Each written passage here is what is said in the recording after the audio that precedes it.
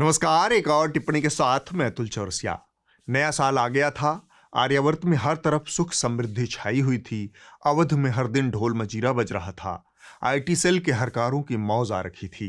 समूचे आर्यावर्त में अफवाह फैली हुई थी कि आइंदा से दिवाली कार्तिक मास की अमावस्या के दिन न होकर जनवरी महीने की 22 तारीख को मनाई जाएगी।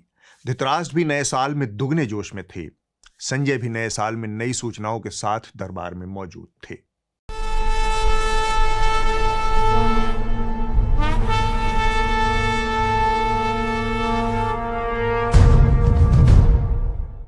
धृतराष्ट्र ने संजय और अन्य दरबारियों को नए साल की बधाई दी। दरबार में नए साल का पहला दिन था, इसलिए कुछ पूजा पाठ कर्मकांड की भी व्यवस्था की गई थी, इस उम्मीद से कि पूरा साल बेहतर बीते। इस सब से फारिग होकर धृतराष्ट्र संजय से मुखातिब हुए। आर्यावर्त की आबो हवा बदली बदली सी नजर आती है। सुना है डंकापति के राज में राम राज्य आ चुका है। संजय ने लहकते हुए कहा, काजू भुने प्लेट में, विस्की गिलास में, उतरा है रामराज डंकापति के राज में। आलम यह है कि डंकापति के शागिर्द आईटी सेल के हरकारे सरे राह लड़कियों को उठा ले रहे हैं, उनके साथ मनमर्जी कर रहे हैं, बलात्कार कर रहे हैं, कपड़े उतरवा रहे हैं। इससे बढ़िया रामराज्य भला क्या होगा महाराज। बुधवार देर रात कैंपस में छात्रा अपने दोस्त के साथ जा रही थी, तभी 3 युवकों ने छात्रा और उसके दोस्त को रोका, गन पॉइंट पर उसके साथ बदसलूकी की और कपड़े फाड़ दिए और वीडियो भी बनाया। पहले तो धृतराष्ट्र संजय की कवि प्रतिभा यानी पोएटिक प्रतिभा पर मोहित हो गए, लेकिन महिला उत्पीड़न का इतना सनसनीखेज वर्णन सुनते ही अचकचा गए। संजय के शब्दों में मौजूद ठंडेपन को भांपते हुए उन्होंने पूछा, इतना घोर कलयुग? संजय रुकने के मूड में नहीं थे। उन्होंने कहा, कलयुग आपके लिए होगा महाराज, डंकापति के शागिर्द हरकारों के लिए तो यही रामराज्य है, जब चाहे जहां चाहे हाथ साफ कर दो। धृतराष्ट्र को शुरुआत में ही क्रोध आने लगा, सो उन्होंने पूरी घटना को विस्तार से जानने की इच्छा जताई। संजय ने कहा, काशी प्रांत जहां से डंकापति चुनाव जीतकर संसद आते हैं, वहां पर उन्होंने आईटी सेल की एक ठलुआ ब्रिगेड तैनात कर रखी है, जैसा कि उन्होंने पूरे देश में कर रखा है। इन ठलुओं को कुछ भी करने की पूरी छूट है। ये ऑनलाइन किसी को गरिया सकते हैं, सोशल मीडिया पर जान से मारने की धमकी से लेकर 1 साल की बच्ची से बलात्कार तक की धमकियां दे सकते हैं। इनमें से बहुतों को डंकापति ट्विटर पर फॉलो भी करते हैं। चतुर सुजानों का दावा था कि आईटी सेल के ठलुए तो बस ऑनलाइन धमकियां ही देते हैं, वास्तव में इनसे कोई गंभीर खतरा नहीं है। ऐसी सोच वालों को गलत साबित करना बहुत जरूरी था। हम जो कहते हैं वो करते हैं, यही डंकापति का नारा है। ये मोदी की गारंटी है। आईटी सेल की ठलुआ ब्रिगेड इस नारे में आंख मूंद कर यकीन करती है। तो लगभग 60 दिन पहले महामना की बगिया में पढ़ने वाली एक छात्रा शाम को टहलने निकली थी। मौका देखकर डंकापति की ठलुआ ब्रिगेड ने लड़की को घेर लिया, उसका बलात्कार किया।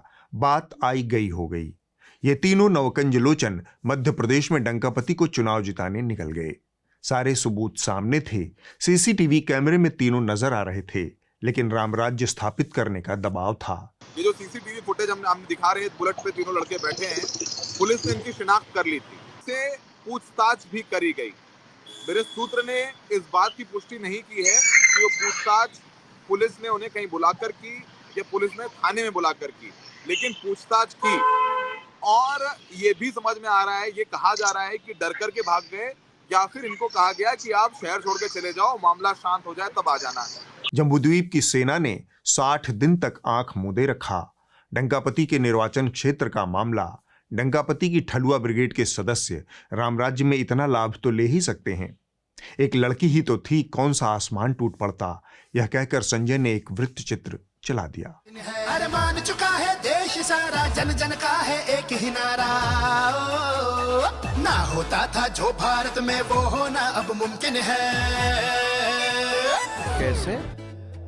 अरे मोदी है तो मुमकिन है, अरे मोदी है तो मुमकिन है, अरे मोदी है तो मुमकिन है, ओ अरे मोदी है तो मुमकिन है।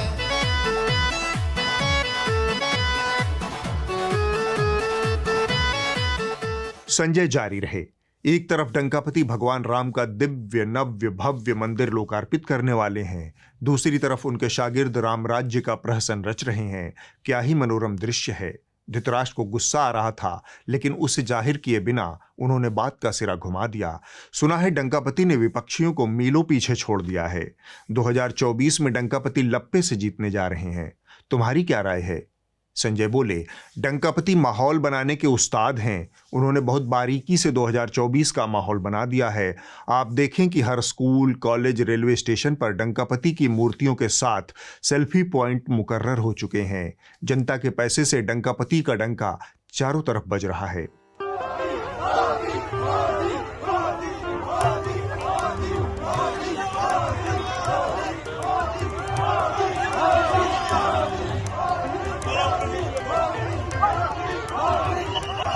यहां पर धृतराष्ट्र कुछ बोलने को हुए, लेकिन संजय की हंसी फूट पड़ी। वो बेतहाशा हंसने लगे। धृतराष्ट्र ने इस हंसी का राज जानना चाहा। संजय ने कहा, 2 वजहों से हंसी आ गई महाराज। इस देश में एक सुप्रीम कोर्ट है। आजकल वह सिर्फ ऐतिहासिक फैसले दे रहा है। कभी अयोध्या पर, कभी समलैंगिक शादियों पर, कभी धारा 370 पर, कभी पेगासस पर। सिर्फ ऐतिहासिक फैसले। वहां ऐतिहासिक से कम पर बात ही नहीं हो रही। मुझे एक पुरानी बात याद आ गई कि यही वो सुप्रीम कोर्ट है जिसने मायावती द्वारा जम्बूद्वीप के एक पार्क में अपनी एक आध मूर्तियां लगवाने पर हर्जाना वसूलने का निर्देश जारी कर दिया था। अदालत ने अपने फैसले में कहा है कि जनता के पैसों का इस्तेमाल अपनी मूर्तियां या राजनीतिक पार्टी के प्रचार के लिए नहीं किया जा सकता है। चीफ जस्टिस रंजन गोगोई की अध्यक्षता वाली पीठ ने कहा, हमारा अस्थायी तौर पर ये मानना है कि मायावती को अपनी मूर्तियां और पार्टी के चिन्ह पर खर्च किए गए जनता के पैसे को सरकारी खजाने में वापस करना चाहिए। संजय बोले जा रहे थे, यही वो सुप्रीम कोर्ट है जो घाट घाट पर सरकारी पैसे चाट रहे डंकापति के सेल्फी पॉइंट पर कानून की देवी की तरह इज्जत से आंख पर पट्टी बांधे पड़ा है। वह भी तब जब देश चुनाव के मुहाने पर खड़ा है। धृतराष्ट्र को संजय की बात तो कायदे की लगी, पर वो इस वाकये को ठीक से याद नहीं कर पा रहे थे, सो उन्होंने तफसील की मांग की। धृतराष्ट्र की मांग पर संजय ने कहा, दरअसल महाराज, आर्यावर्त का मीडिया जातिवादी दलिद्रई का शिकार है। वह एक दलित नेता की मूर्ति पर आसमान सिर पर उठा लेता है, उसे रुपयों की देवी जैसे अपमानजनक उपमाएं देता है और डंकापति की गली गली लग रहे सेल्फी पॉइंट को राष्ट्र निर्माण का हवन कुंड बता देता है।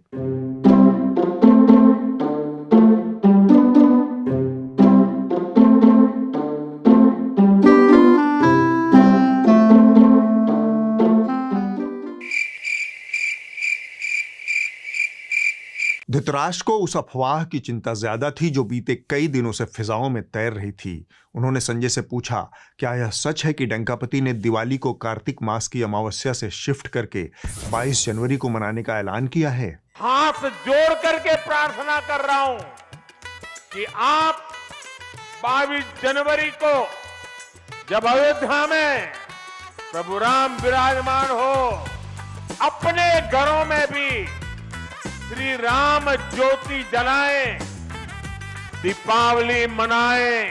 धृतराष्ट्र के सवाल पर संजय ने जवाब दिया, इस बारे में मुझे पुख्ता जानकारी तो नहीं है महाराज, लेकिन डंकापति ने एक गारंटी तो सबको दे ही दी है। आर्यावर्त के आगामी लोकसभा चुनाव से पहले हर दिन इवेंटबाजी फुल रहेगी, फुल मजा की गारंटी। उन्होंने लगे हाथ यह बात भी साफ कर दी है कि प्रधानमंत्री आवास योजना के तहत जिन लाखों लोगों को घर मिला है, उनमें से एक आवास प्रभु श्री रामचंद्र जी को भी मिला है। धृतराष्ट्र चौंक कर बोले, क्या प्रभु श्री रामचंद्र जी का घर प्रधानमंत्री आवास योजना के तहत बना है? संजय ने जवाब में एक वृत्त चित्र चला दिया। एक समय था जब यही अयोध्या में रामलला टेंट में विराजमान थे। आज पक्का घर सिर्फ रामलला कोई नहीं, बल्कि पक्का घर देश के 4 करोड़ गरीबों को भी मिला है। धृतराष्ट्र ने चिढ़ते हुए कहा, संजय तुम बात का बतंगड़ कर रहे हो। संजय ने कहा, महाराज डंकापति तो हर दिन बतंगड़ को ही बात बनाकर जनता के सामने पेश करते हैं, उसका क्या? आप ही बताइए, यह भी कोई बात हुई कि एक ही सुर में रामलला और आमलला के आवासों का आवंटन कर दिया? धृतराष्ट्र को अब संजय की बात में थोड़ी सी मेरिट नजर आई, लेकिन इसी संक्षिप्त कालखंड में, फ्रैक्शन ऑफ मोमेंट में, धृतराष्ट्र को शिद्दत से मार्गदर्शक मंडल वाले लाल किशन बाबू की याद आ गई। वो भावुक हो गए। उन्होंने कहा, जब रामलला की बात आती है तो मुझे बरबस लालकिशन बाबू याद आ जाते हैं।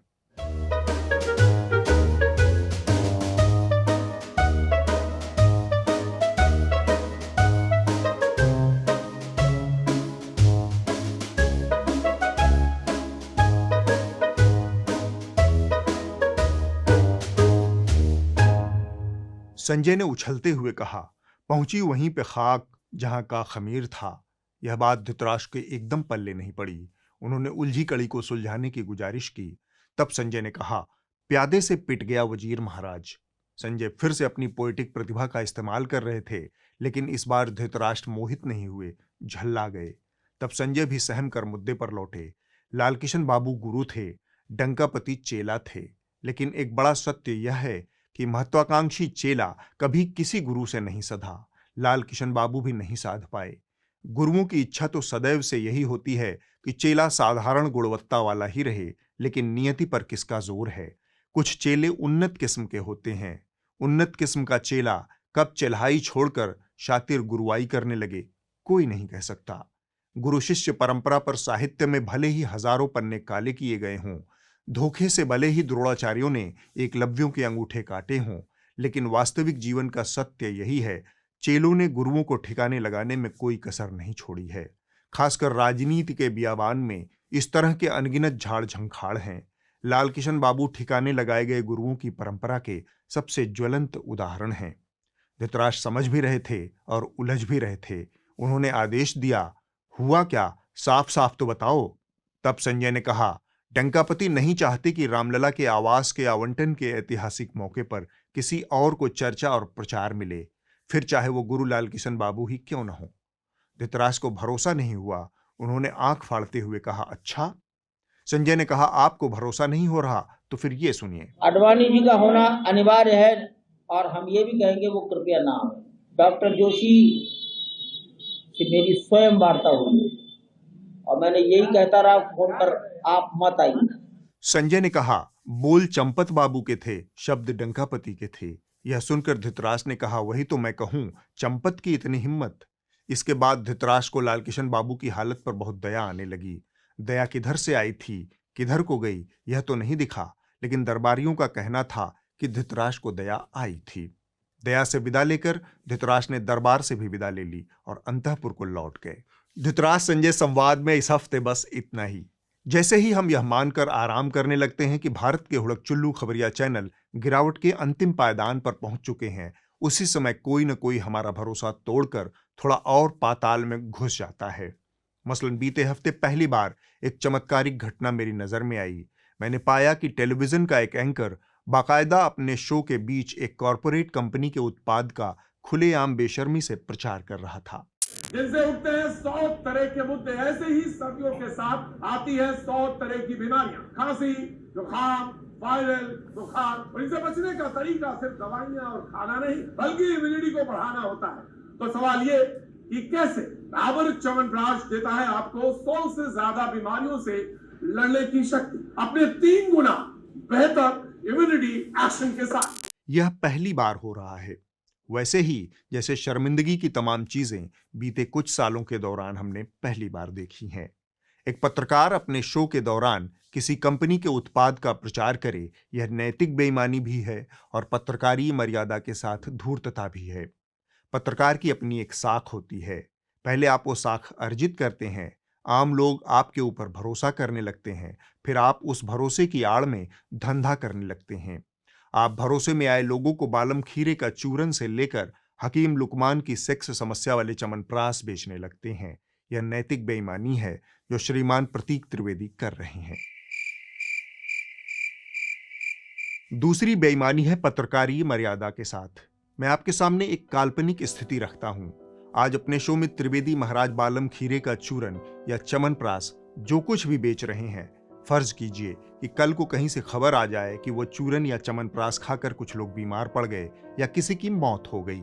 मीडिया की जिम्मेदारी है उस खबर को जनता तक पहुंचाना। क्या उस स्थिति में आप त्रिवेदी महाराज और न्यूज 18 इंडिया से यह उम्मीद करते हैं कि वह ईमानदारी से लोगों की मौत की खबर आप तक पहुंचाएगा या उस कंपनी से सीधे सवाल करेगा? वह तो चूरन ही बेचेगा क्योंकि उसकी जेब में माल वहीं से आ रहा है। जवाब बहुत आसान है, खबर को छुपा दिया जाएगा। भारत के मीडिया, खासकर टेलीविजन मीडिया का यह दौर बेहद डरावना है। अनैतिकता की हर सीमा को तोड़कर यह वहां पहुंच गया है जहां सही और गलत में अंतर करने का विवेक खत्म हो गया है। मीडिया के पतन की अगली जो खबर है उसमें आपको मजा भी आएगा और गर्व भी होगा। गर्व अगर ज्यादा हो जाए तो आसपास में मोदी जी का कोई सेल्फी पॉइंट जरूर होगा, वहां एक सेल्फी ले लीजिएगा। और हाँ, डंकापति को टैग करके सोशल मीडिया पर शेयर करना मत भूलिएगा, वरना सारा मनोरथ अधूरा रह जाएगा। क्या पता अगली बार आपकी सेल्फी पर ही कुछ मन की बात हो जाए। हमारे घोघा बसंत खबरिया चैनल चापलूसी का हरम बन चुके हैं। यहाँ लाज शर्म की चदरिया सबने अपने जिस्म से नोच नोच कर उतार दी है। इस हरम में नंगई सबसे बड़ा आभूषण है। सब एक से बढ़कर एक हैं। ये वाले स्वयं जगदीश्वर हैं। सच पूछा जाए तो राष्ट्र के करोड़ों देशवासियों के लिए ये एक सपना था जिसे नरेंद्र मोदी ने साकार किया है। मेरे विचार से उन्हें भारत का सर्वोच्च नागरिक सम्मान भारत रत्न दिया जाना चाहिए। यह देश की जन भावनाओं का प्रतीक होगा, आम आदमी की भावना का प्रतीक होगा। मोदी को भारत रत्न स्वयं मोदी ही दे सकते हैं। इसमें चीयरलीडर की तरह मीडिया और पत्रकारों को क्यों अपनी नाक घुसेड़ना चाहिए? क्या मीडिया को देश के प्रधानमंत्री के लिए इस तरह की मांग करना भी चाहिए? अगर कोई मीडिया ऐसा करता है तो क्या इसमें हितों का टकराव पैदा नहीं होगा? मैंने ये दोनों स्थितियां जानबूझकर आपके सामने रखी। यह भारतीय मीडिया की एक बदसूरत, बेचारी और रीढ़ विहीन तस्वीर हमारे सामने रखता है। ये नए साल में भारतीय पत्रकारिता के लिए कोई उम्मीद नहीं पैदा करता। यह सिर्फ एक मरीचिका रचता है जिसमें चमकते चेहरों के पीछे धूर्त, कपटी, किरदार विहीन इंसान छिपे हैं। न्यूज लॉन्ड्री ने भारत की पत्रकारिता को इन दोनों स्थितियों से बचाए रखने का एक विकल्प दिया है। पत्रकारिता कॉरपोरेट की गुलाम न बने, पत्रकारिता सत्ता की चापलूस न बने, यह सब्सक्रिप्शन के जरिए ही संभव है। यह आपकी जिम्मेदारी भी है। अगर आप भारत की पत्रकारिता और भारत के लोकतंत्र में आस्था रखते हैं तो मीडिया में बदलाव की इस पहल से जरूर जुड़िए। सब्सक्रिप्शन के मॉडल को चुनिए। न्यूज लॉन्ड्री विज्ञापन से पूरी तरह आजाद है। यूट्यूब पर दिखने वाले तमाम वीडियो के मुकाबले भी आपको हमारे वीडियोस में कोई विज्ञापन नहीं मिलेगा, क्योंकि हम आपके समर्थन से पत्रकारिता करते हैं। मैं आपके लिए एक नई जानकारी देना चाहता हूं। न्यूज लॉन्ड्री के सब्सक्रिप्शन पर सीमित समय के लिए कुछ विशेष ऑफर चल रहे हैं। हमारे 6 महीने और सालाना सब्सक्रिप्शन पर सीधे 20% की छूट चल रही है। इसके लिए आपको डिस्क्रिप्शन में पेमेंट का लिंक मिल जाएगा और अगर आप चाहें तो इस QR कोड को स्कैन करके भी सीधे भुगतान कर सकते हैं। आपका एक एक सब्सक्रिप्शन हमारे शो, हमारी तमाम रिपोर्ट्स और हमारी साहसी पत्रकारिता का हाथ मजबूत करेगा और आप भी कह पाएंगे, मेरे खर्च पर आजाद हैं खबरें। अब इस हफ्ते की रिपोर्ट देख लीजिए। जो कही जा रही थी बातें कि अंदर में भी सोशल डिस्टेंसिंग का ख्याल रखा जाएगा। ट्रेनें तो खुल दी हैं, लेकिन कैसे? इस हफ्ते की रिपोर्ट खबर लहरिया से है। यह रिपोर्ट प्रयागराज जिले के एक गांव जनवा माजरा छिपिया की है, जहां बीते कई सालों से पीने के पानी की समस्या बनी हुई है। वहां का वाटर लेवल दिन पर दिन नीचे जा रहा है, जिसके कारण यहां हैंडपंपों में पानी तक नहीं आता। यह स्थिति सर्दियों में है, गर्मियों की कल्पना आप खुद कर सकते हैं। पहाड़ के नीचे से पानी निकल रहा है, पता नहीं कितना नीचे चला गया पानी। अगल बगल में बोर है, सब बोर खींच ली इस पानी। बिगड़ा है तो 1 घंटा में लगता है। जाएंगे हुआ नंबर लगाएंगे, भीड़ बहुत लगती है 2-1 नंबर में। जिसका नंबर आएगा उसके पास में भरेंगे। तो गंदा पानी भी निकलता है? हाँ, थोड़ा थोड़ा गंदा रहता, खारा रहता है। जमुना से पानी लाते हाँ। हैं, वो साफ तो नहीं है? नहीं, साफ नहीं है, खारा पानी है। दिक्कत उसमें वो कैसे कीड़ा रहता है सब तरह के। अब कुछ चल रहा है, 8 रोज 9 रोज चलता है बम्बा, इसके बाद फिर बिगड़ जाता है। वो लाल लाल पानी फिर वो निकलता है, वही पानी फिर ले आते हैं तो वही पीते, वही नुकसान कर देता है। क्या नुकसान करता है? जुकाम कर देता है, खोखी आने लगती है। तो फिर कहाँ से लाते हैं? जब हैंडपंप खराब हो जाता है तो कहाँ से? तो दूर से जाते हैं, तो कहीं कुआं से भर लेते हैं। जब नशा आ जाता है तो कुआं से भर लेते हैं। 1-8 किलोमीटर जा कर पैदल भर के ले आते हैं। अगले हफ्ते होगी एक और टिप्पणी। नमस्कार, नया साल मुबारक हो।